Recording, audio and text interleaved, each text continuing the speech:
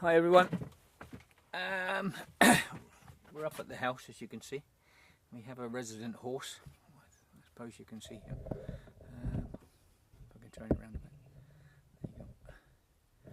There you go. Anyway, right. I want to start off today. I mean, we haven't done a video for I don't know, nearly 2 weeks, I suppose. Must be.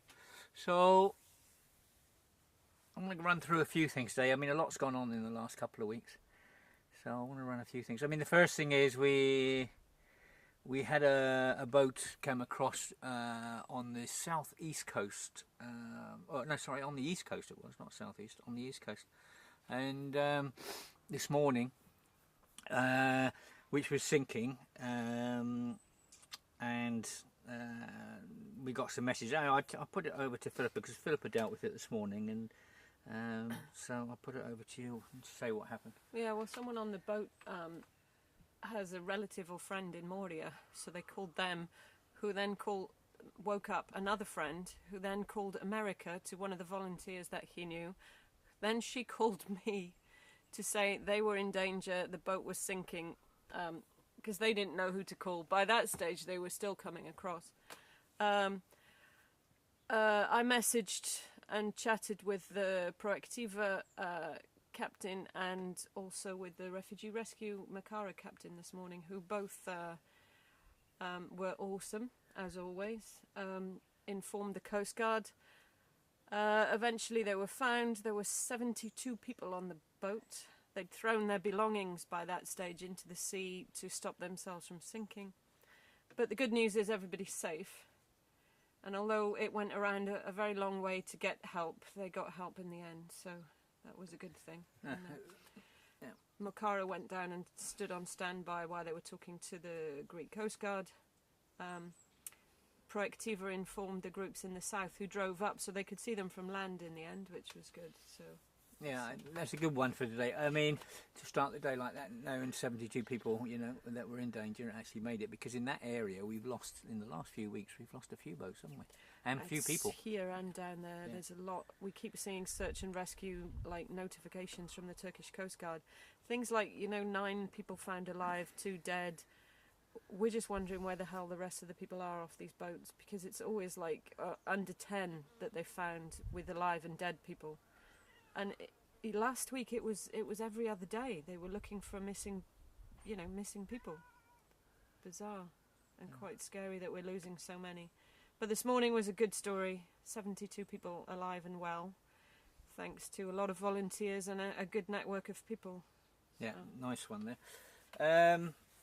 So they say there is, I mean, there's 2 figures at the moment. One is 6,500 on the island, refugees, and the other one is 7,500.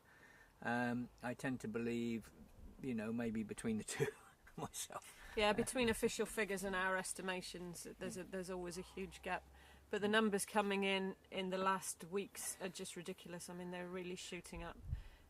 It seems that beginning of September we averaged over 100 people a day, which, some days we didn't have boats, other days we've had 5 boats, and a lot coming in that eastern area over the last week. And the south.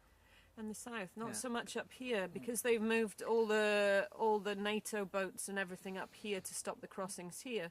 We've had a few coming across to Kurakas, sort of over towards the northeast tip. We've had a couple here in Efteling at the beginning of the month. Yeah, but nothing for a 10 while. days. 10 days, yeah. It was on this beach here. The last one came in front of us. But now everyone is aiming south and airport area and around the east coast. So. They say in the first 13 days of September, on the island we had 1,300 people arrive. I know Moria is over the top. It's actually bursting at the seams. There's over 5,000 people inside Moria camp, which is incredible. A lot of people just sleeping on the floor, I've been told. There's a lot of problems going on there. We we tried to put something together to sort of help down there, but we were attacked immediately by one person in England, and she was helping a person here, an NGO here, to try and destroy what we are trying to put together to help people, to help refugees. I mean, this is absolutely disgusting. A lot of the problems we have now is NGOs attacking other NGOs so they get a bigger slice of the cake and everything else. But what these people did was unbelievable, because this one woman, she was working on behalf of this NGO here, and she's ringing around everyone in England saying don't work with the Kempsons, don't trust the Kempsons and everything else. I mean, that was absolutely disgusting. What we were trying to set in place was for the refugees to winterise for Moria. And basically these two women have been trying to destroy us completely, which I think is sick. Anyway, it will come out and their names will come out eventually. Anyway, we had a boat come here. It was Thursday. It was the 31st of August, and a pregnant lady was on the boat. We had a lot of problems with this one. Yeah, we've had a lot of problems. I mean, basically, you know, we wanted an ambulance. The ambulance was called. The ambulance was then cancelled. There was a lot of arguments going on between the UNHCR, Port Police, doctors. I was told to stop filming, and I had to get permission if I ever want to film. I mean, you know, we're in Europe. We're not in Iran, and we're not in North Korea. And I wasn't in any position where I was on public property, on the road. And it was one of those mornings, you know, you get good and bad in all Coast Guard, and you get good and bad in a lot of people, but it was one of those mornings that just carried on. We were trying to help this boat, and the abuse just got worse and worse. The UNHCR are more intent on finding smugglers, you know, so... Anyway, I did carry on filming, but in the van and places like that. And Philippa took some photographs, and there was a bit of a stink. The UNHCR rang Philippa. I'll put you across to Philippa on that one, because she rang Philippa. Well, they actually rang you, yeah, rather than me. Yeah, but she spoke. Yeah.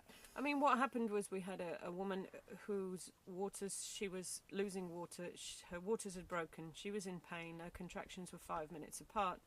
The doctor came and confirmed that, along with the nurse, because, as I said in my statement about it, I'm not medically trained, so I go... But I knew what I saw. This woman needed a hospital. There was no doubt about that. I put a quick Facebook message on when I got back, because I was utterly disgusted at the behaviour of everybody in authority on that scene, mainly the Port Police, but also the fact that the UNHCR, who were there for protection, actually didn't even attempt to pressure the police to say, actually, we do need an ambulance. He just walked off. It's hard to know the position and the situation at the moment, because are we saying that refugees are not entitled to medical care? Are we saying that we're not going to call an ambulance for people because they might be making it up? I mean... This seems to be the point we've got to, and there was another incident a few days later, a few days ago, which we'll talk about in a minute. Yeah, but there, I mean, it was the UNHCR said they called an ambulance a week before or something, and because that woman didn't have the baby, they didn't really want to call one this time. I mean, I've never heard anything so stupid in all my life, you know. But, you know, you get 2 car accidents because one car accident, you know, maybe the person was unconscious and everything else, but they survived. And they were fine after a couple of hours. And they were fine after a couple of hours. So the next car accident, you know, we won't call an ambulance because it was the person's fault for the last car accident. Well, you know, it's just stupidity. There's no logic there at all. And then someone else said, well, a guy had bullet wounds as well. And, you know, I thought, God, and the ambulance was called and he was okay. I mean, he couldn't have been bloody okay if he had bullet wounds. I mean, for one Do you know what I see is that refugees are immediately now, on reaching the shores of Europe, immediately treated as criminals. I mean, this woman was clearly no threat to anyone. She was in agony. Clearly there was an issue. To all of us present, she was in labour and the baby was imminent.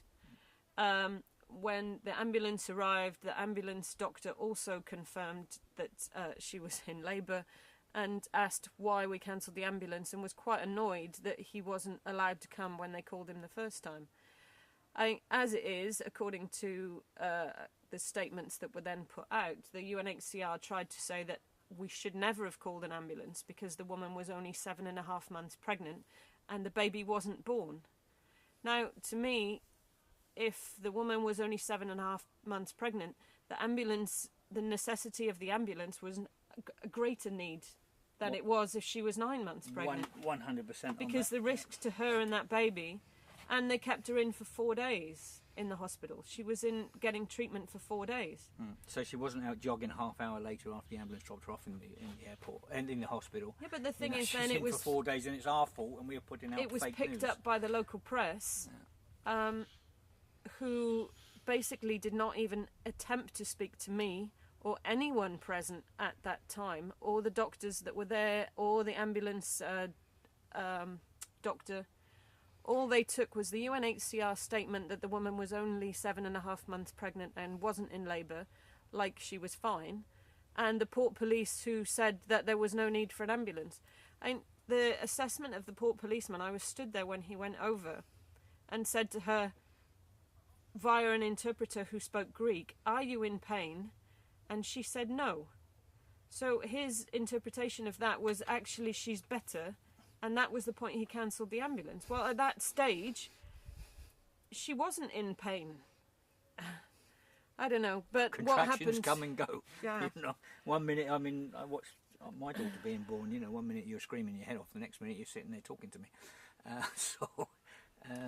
But the thing is, the long and the short of it is this got picked up by the local press. Again, I'd say I was never asked for a statement for the press. I was never contacted, and I never gave permission for any publication, which, you know, I find it scary that we live in a world where a Facebook post can write front page headlines. But anyway, but when they wrote this post in the local press, they actually added a piece about some scam that was in operation from a corrupt NGO about Nicholas or something. Yeah, some sick We don't know child. what it was about, but what they did, they put it in with our post about this sick lady to make it look like us. I mean, I'm talking to quite a lot of people at the moment, and you know, someone said to me, "Eric, this is political favours." You know, it's not the first time this local newspaper's tried to discredit my family, and no doubt it won't be the last. You know, they've done it on quite a few occasions. But the point is, you know, they tried to make us look really bad and everything else. I mean, they never spoke to us or anything else. They just basically tried to crucify us. You know, I don't know. You know, maybe one day they will make a big mistake, and we'll take them to court. The thing is, So- I was told not to answer by a lawyer, and also someone who works for the press who said to answer this would be wrong, because we had already, I have lodged an official complaint about the behaviour and the treatment of the Port Police to the refugees and those present. And I also wrote a letter to the UNHCR and asked them to clarify their position with regard to refugees. Are they actually here to protect the rights of refugees, or is there another agenda? So far, after I wrote that to the UNHCR on the Monday after the incident. But you sent a copy to Geneva, and Geneva acknowledged. Geneva has acknowledged. The UNHCR locally hasn't. And you've asked them again to send me a message to say that they have received the email. They haven't answered that either. So I think what I will do is, if they haven't answered by Monday, is I will publish the letter I wrote to the UNHCR to see if published publicly, then I'll get more of a response. I had the UNHCR ring me, and they wanted to come and see me, and I said I'm in Mytilene tomorrow morning, and I was taking clothes down to some Nepalese people in Moria. And I said I'll be back about midday. Anyway, when I was down there, they rang and said, "Seeing you're in Mytilene, come to our offices now." And I said, "No, I'm sorry, that's not going to happen. I have to get back." And they said, "Well, you said they need to speak to me." Yeah, and I said, "You know, you need to speak to Philippa as well as me, not just me on my own." Anyway, so they said, "Well, we're in Molivos later. Can you come to us in Molivos?" And I said, "Well, no, you know, I'm only in Eftelu. And they said, "Well, we're in Scarlet. Can you come to Scarlet?" And I said, "Look, you can come to my house in Eftelu. You know, I have a business to run. Philippa has got to be there for the business. We have the shop. We have to earn a living ourselves." Anyway, they said, "I'll ring you later." Anyway, they rang you later, and you know, because we can't go and see them, they're not coming to see us. So, fair enough. You know, nothing surprises me with the UNHCR. You know, I've listened and watched and seen the UNHCR for the last 3 years. And what I've seen, it's just disgusting. It disgusts me. But the last months, we've been getting orders from the UNHCR, like, you drive these people. I need this here. You bring incredible. This. Yeah. And Go take these people to Kalani. What do you mean take them to Kalani? You know, I mean, we were only independent volunteers. We have to pay diesel and stuff like this. Well, you take them to Kalani, you know. Well, it's not even a request. It's no, like it's they've suddenly set themselves up as the leaders of everything. As police, because mostly, I mean, most of the time you're out there with them, and well, there was just the one, and he's looking for smugglers. And that boat that came in on the 31st, the boat came in down by the hot springs, and we found the people about over half a kilometre away towards Molivos, and all of a sudden they say that they know there's a smuggler on the boat. And I said to the guy, I said, use your common sense. If there's a smuggler on the boat, the reason they send the smugglers with the boat is to take the boat back. Now, the boat is half a kilometre down there. It's got the engine and everything on it. If there was a smuggler, the boat wouldn't be sitting on the shore, would it? It would be going on its way back to Turkey.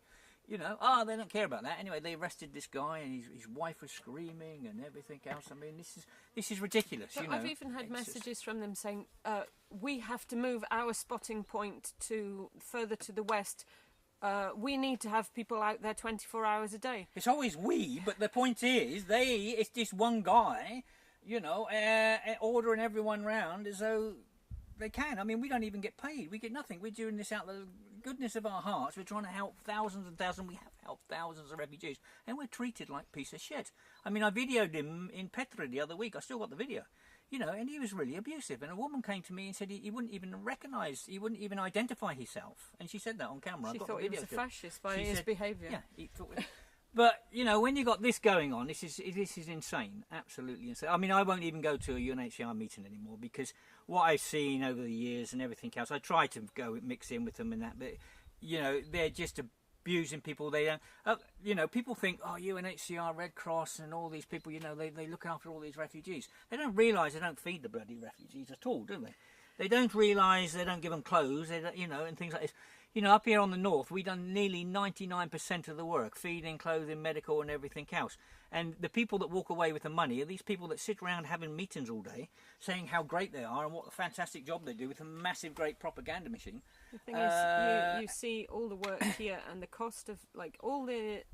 Because we say we, but it's a North Shore response, so we're made up of lots of different small groups. But each group is doing their bit, and like the rescue boats now, Proactiva have been here 2 years. Refugee Rescue have been here since early this year, I think, or last year. Yeah, the end of last year. End of last year. Yeah. With their boat permanently. They've been on and off here since 2015. And all the other small NGOs that are here.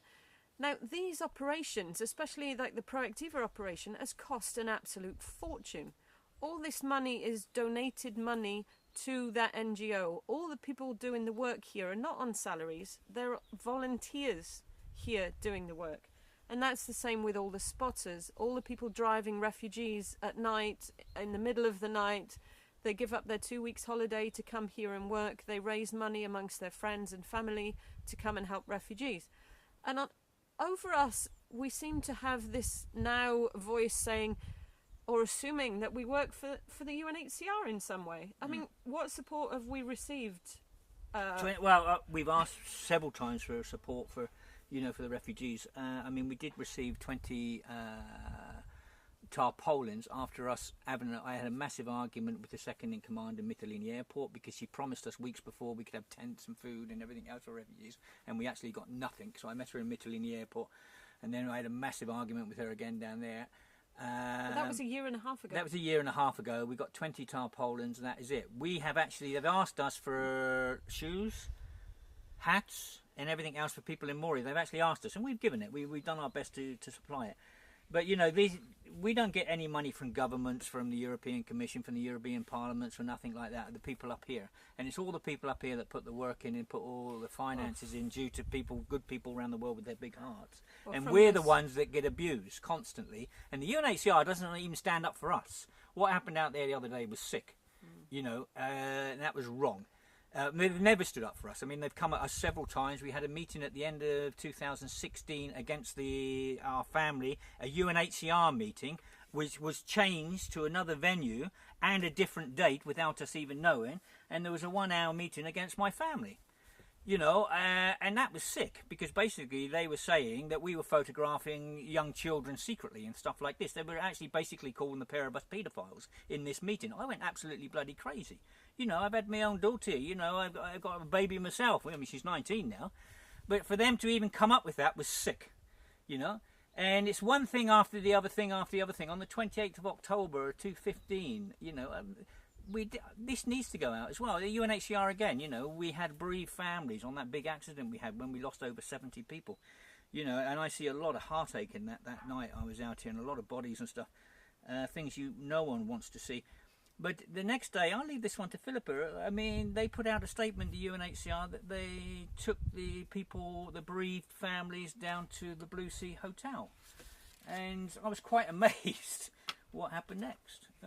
Well, I called because we one of our coordinators from Drop in the Ocean, who was with us then, had spent then, and it wasn't the next day, it was the day after. Okay. So they'd spent 2 nights, the night of the accident and the night after, down on the port here in Molivos. And at that point, Charlie had been with this 13-year-old from Afghanistan who'd lost everything and everyone that night. Her mother, father, siblings. And she really latched on to Charlie, and Charlie obviously didn't want to leave her on her own. So I get a call from the volunteers to say she's gone on the bus with them. So I rang the UNHCR representative who was in Molivos at the time and asked what was going on, and he read me a statement over the phone saying that, or because of the bereaved, the nature of the bereaved refugees, the UNHCR want to expedite their registration and have taken them to the Blue Sea Hotel. So I said to him, well, you put them in the Blue Sea Hotel. And then he read the statement again. And I'm like, but are they going to stay in the Blue Sea Hotel? And it turns out, no. I get a call from the dock, the international port, from our volunteer, who said they're registering and they're sending them to Moria. So this 13-year-old girl who'd just lost everything, who's just one example of another 240 people who'd lost members of their family, were being treated like any other refugee and sent straight to Moria. They were going to send her on her own. This is what I mean about propaganda. You know, we're taking them to the Blue Sea Hotel. Naturally, everyone would think they were putting them in the Blue Sea Hotel because they were bereaved families. I was with a guy that lost his wife and 2 children, and as you say, the little girl, she lost everyone. There's so many people lost loved ones that day. You naturally presume when they put a statement out like that they would be in the Blue Sea Hotel, not mostly sleeping on the bloody tarmac down in Moria. You know, this is what I mean about these people. When it's been time and time again, these aid agencies and back to present day. I mean, up here, the groups. I say we again. It's the North Shore groups. We are on 24-hour watch with volunteers. There is rescue boats out there every time there's an accident, and they also go out there twice a day, patrolling to check if everything's okay. We have transportation, so if a boat arrives, we've been transporting people to stage 2, sometimes quite a long way, and doing several trips across. Because if you've got 50 or 60 people, then when they're in stage 2, the volunteers are giving the clothes, the volunteers are making the tea, the NGOs are buying the food, the NGOs are buying the tea. Everything that is given in that camp is donated by different groups and citizens from around the world who wanted to help. So what did the UNHCR bring to that party? But they brought the tent, and originally I think Father Christophilus set up the land with the local mayor. But they don't pay rent on the land. That's a gift from the town. From the town, yeah, from Scala. Yeah, I mean, this is just, and they're up here bossing us around constantly. Do this, do that, everything else. I've had enough of it. I'm not even going to the meetings anymore. I'm just sick of these people, because basically, I mean, even the other day, the generator on the camp broke down, and they're telling this little NGO, it's Refugees for Refugees, Omar's group, you know, who's feeding people in there. He's only a tiny little NGO with a few volunteers, and he's actually feeding people. He's paying for the food in the UNHCR camp. And then they say the generator broke, and they've told him to go and get the generator fixed. You know, whose generator is it? I bet it's not theirs. Because I don't know you if know, it belongs they just to take the Euro piss, isn't Relief it? or It's it's like one father had it's donated. like a massive manipulation, isn't it, of people? You know, we're the bosses and we have the meetings, so you do this, you do that, you But do it's the everything same else. with the And, beds. I mean, we've got these 90 incredible, yeah. beds from the Hope Centre, and it's ridiculous because they're not being used at the moment. They were donated by Hugo, wasn't they? Hugo Yeah. Spears. But Fantastic. These beds are perfect. They're exactly what you need in a transit area. Now more and more people are spending at least one night, sometimes 2 nights in the north here because there's no space in Moria to do the registration or anything else. So we said, one of the last meetings we went to, so it was 2 months ago, that to the UNHCR that we actually have these beds and we're willing to loan them to the transit area so they can be used for refugees. Most of their beds are single old beds, and they're haven't ripped got any and left. they're They're all broken. broken. Yeah, most of them are broken. But these are really strong beds. I mean, they're fantastic beds. But you can stack them up 2-3 high if you want. Yeah, go on. Sorry, Phil. No, but when I suggested that these beds went on loan, they wanted me to write them a letter asking them if we were allowed to loan them the beds, which was the most bizarre thing I've heard ever. So we had to email them to say, can we lend you these beds? Can we give them the beds? We had to write them a letter. You know, if I was a person looking after refugees and someone offered me, well, I am looking after refugees, and someone offers me beds, I go, thank you, please give them. You know, the refugees need them. I'm not going to say you have to write me a letter to ask me to take them away from you. I mean, that's just... It's bizarre. The whole situation is so bizarre. But it's highlighting what these aid agencies do. And as I stated more than once, there needs to be an international body to sort this out, because the corruption is absolutely huge amongst NGOs. And what I've seen here, it's just incredible what's going on. And the waste of money is unbelievable. The waste is just incredible. There's enough money coming on this island to buy every refugee a business and a house in Europe. And fill their bank account up as well, as you think. You know, the amount of money's come here, but it's all disappears. And they say, well, we have to take 96% because we have administration costs and all this rubbish that goes on with it. There needs to be an independent body that's not run by politicians or bankers or anything else to monitor these aid agencies and these NGOs and maybe try and stop the corruption. Because what's happening now, I mean, the NGOs and that are looking at the aid agencies, seeing what they're doing, and they're doing exactly the same. And the problems we have is unbelievable, because you can imagine what the NGOs are doing now. These new NGOs, they're coming in, and they're sending in business people to be coordinators. Now they're meant to be coming in to help refugees, but that's not happening because all they're thinking about is how they can make money. It's become a business. And you have these great NGOs that start up with volunteers and stuff, starting up NGOs, and then they see the finances and everything else, and they see what is happening around them. These people that should be giving them advice to help them and to help how to help refugees, and that, they're the biggest criminals of all. And more and more people can see it's an easy way to make money. More and more people. You've got so many people just coming in with GoFundMes and things saying, I'm coming to help refugees and just come here for 2 weeks holiday. And it's all over. I mean, it's opened my eyes up unbelievable. 3 years ago, I mean, the pair of us thought we'd help the refugees, and the aid agency would come in a few weeks and they can take over from us. And what I've seen in the last 3 years is so disgusting, it's unbelievable. And now I've been told the same thing happened in Haiti and other places around the world. These people need to be governed. There needs to be some sort of protocol put in place. There is a big meeting of all the grassroots very shortly, and I think we can discuss all this there as well. Something needs to be done. In Berlin, the Con Action Conference, which is the 2nd to the 4th of October. In Berlin. They've asked us to attend. That'll be interesting. We can't afford the flights, so they're paying the flights for us and putting us up in a hotel.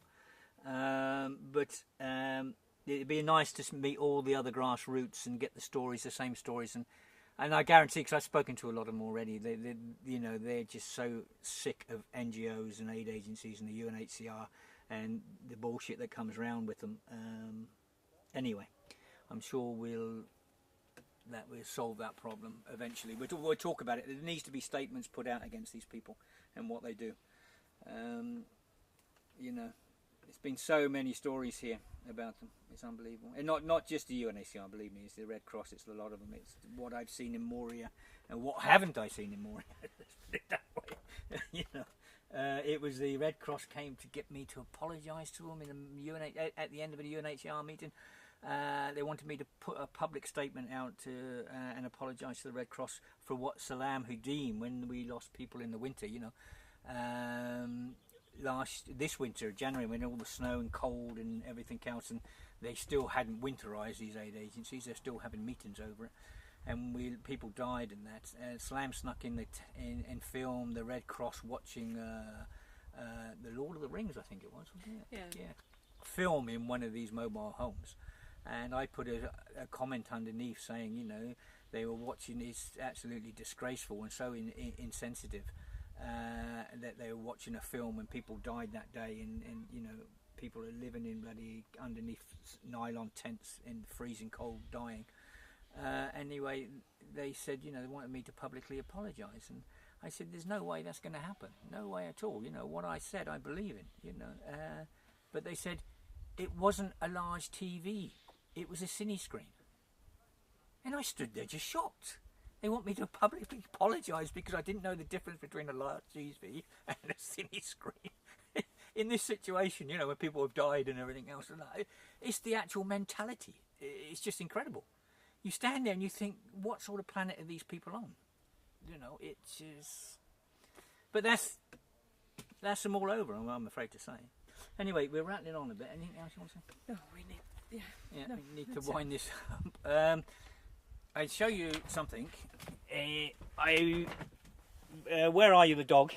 She's in Norway and she's having a great time. We flew her out to Norway, but the day we flew her out, the day before, this little thing come running in the garden. I don't know if we got you. He came in the garden, wasn't running in the garden. He couldn't stand up. He kept falling over, and he was just skinning bones. Simon. And we named him Simon. And Simon's doing fantastically. And we'll keep him another couple of months. Well, I might keep him all together because he's a fantastic cat, we see. But there's a couple that would like him in Holland. So, but anyway, Simon's big and strong now. He's a good cat. Go on, down you go. You're going to bite your dad. Oh. Okay, all the best, everyone. Bye.